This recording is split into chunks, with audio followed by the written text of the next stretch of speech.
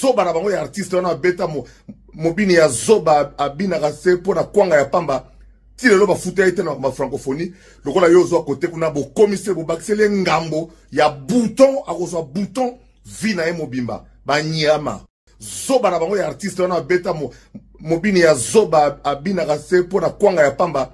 ti lelo bafuta ete na bafrancophonie lokola yo ozwa kote kuna bokomise bobakiseli ngambo ya bouton akozwa bouton vi na ye mobimba banyama zoba na bango ya artiste wana beta mobini ya zoba abinaka se mpona kwanga ya pamba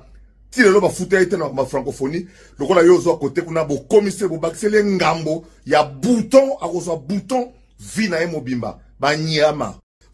Et surtout, n'oubliez pas de cliquer la cloche de notification qui est juste à côté de abonner pour être notifié à chaque fois que je vais mettre une vidéo sur YouTube. En faisant ce petit geste, vous m'aidez non seulement et aider aussi ma chaîne à grandir. Alors mes abonnés, alors mes loulous, je compte sur vous.